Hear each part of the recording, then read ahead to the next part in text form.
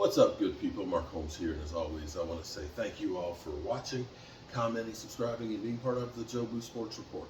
Without you guys, as well as you ladies, you know that this literally does not work. I hope everybody's had a great hump day. Man, tomorrow night, the Eagles play their second preseason game. I don't know if I'm going to be back in time to see that or live stream and check it out because I'll be here tomorrow with the final inspection here. We got everything passed. We just have the building final. After all the trades are done, then you have to do that one. And I kind of got an idea of the things that I needed to take care of, and I haven't taken care of. But it's an afternoon inspection, which means it could be at 12:01 until 5 o'clock. So after it's done, we're going to be leaving, but I just don't know what time it's going to be.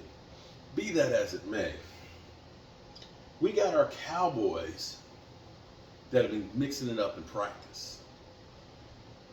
We've seen Micah Parsons be literally like the Tasmanian devil. I don't know. See, I'm old, okay? See, back in my day, we used to have cartoons on Saturday mornings. We didn't have Cartoon Network and Nickelodeon and all that stuff. We had cartoons on Sunday mornings.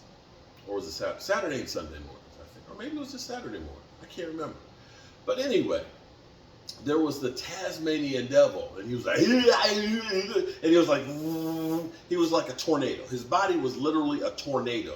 It was, okay, he was cray cray, and he was just like he was gonna come and get you.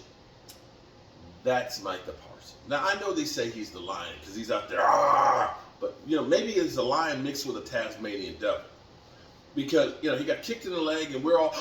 Like he's got a leg injury. We all had a heart attack. We literally had a heart. It was the same feeling. I'll be honest with you. It was the same feeling I had when we found out Dak Prescott had a broken hand. It was like, oh my God, the season's over. It's over. And maybe Skip Bayless is a little bit right about one thing, okay? And I'm not going to give him credit on too much. But he is right about Micah Parsons becoming one of the leaders, if not the leader on the team. He's certainly the most vocal.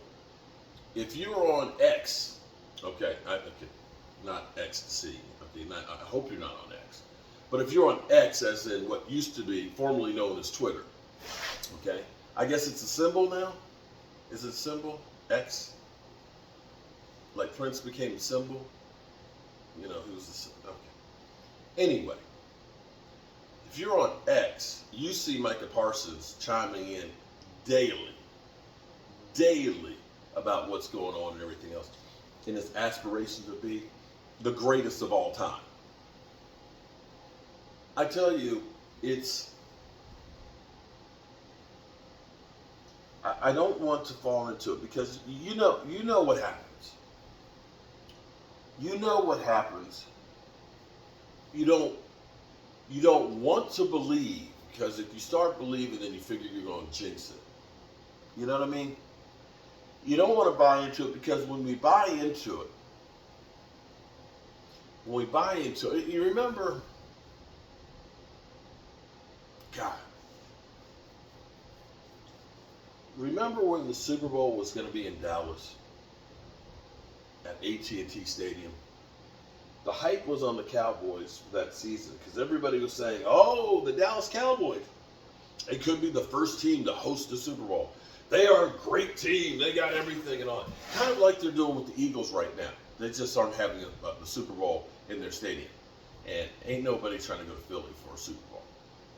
It's just not going to. They did New York. They did New York, which was a travesty.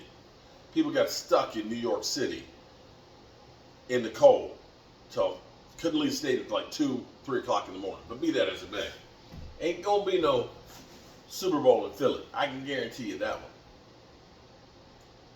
But the way they're hyping up the Eagles right now was the way they hyped up the Dallas Cowboys. I want to say it was the 2010 season. And that season, we fell flat on our face. We were so bad. How bad were we? They fired Wade Phillips and hired Jason Garrett. And the Jason Garrett error, error, error does not compute. Began. Yeah. So there's that. If there's any good news, they're not hyping us up. In fact, they're killing us. They are tamping the Cowboys down at every go-round. He's like, yeah, they were a 12-5 team last year. Yeah. They got a big win over Tom Brady and stuff. But did you see how bad? Dak Prescott. He's not that dude. They're ass. They're not going anywhere, which is fine. I don't want them to believe, because when they believe and put the hype train on us, then it usually becomes a problem, because our guys start to believe the hype. And then when we start believing the hype, we don't put in the work. We don't stay hungry. And see, that's where, when I saw today the players kind of going at it, at each other, really hitting the defense, not wanting to be shown up by the offense. The offense trying to score on every opportunity. That's when you start to say, yeah, we've got a bunch of dogs. We got a bunch of hungry dogs and a Tasmanian devil. Again, we got a Tasmanian devil too. And then you start saying, maybe, just maybe, we can at least get to the NFC Championship game. Maybe this could be a really good year. Maybe we can shut up the talking heads and the haters, and we can make Skip Bayless look like a fool. Well, Skip Bayless is doing good enough with that by himself, isn't he? He doesn't need any more help on looking like a fool. So I'm trying to tamp down expectations. I don't want to get too hyped up, because we're only talking about practice, not the games, not the games that we love.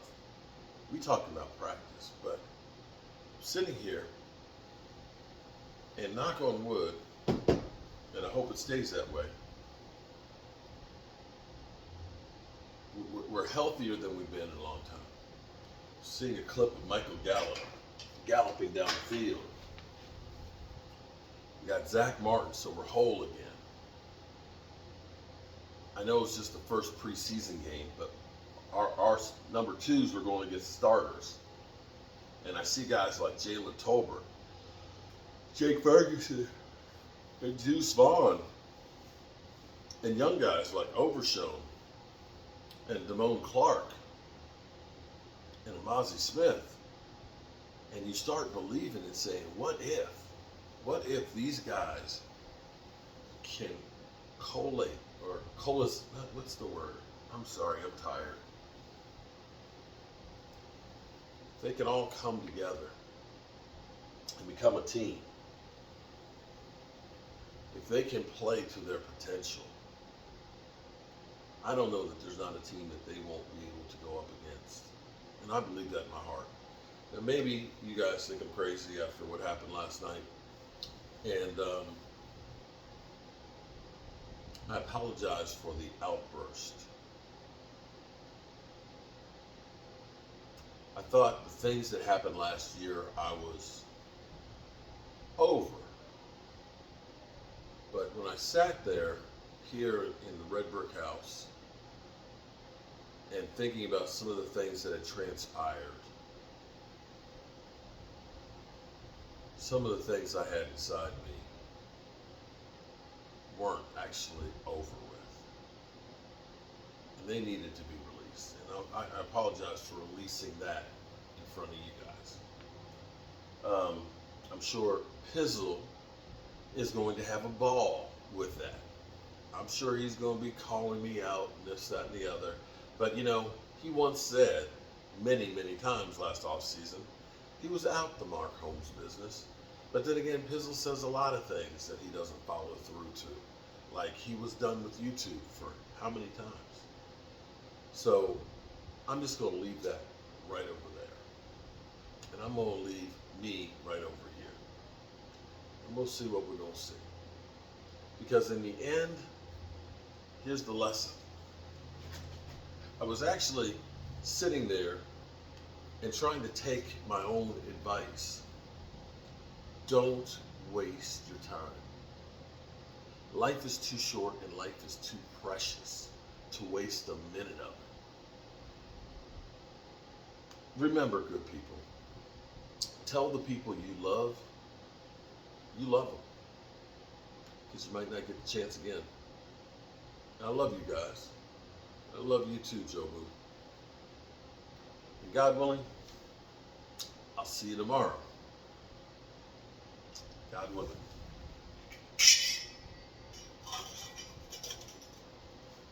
Peace.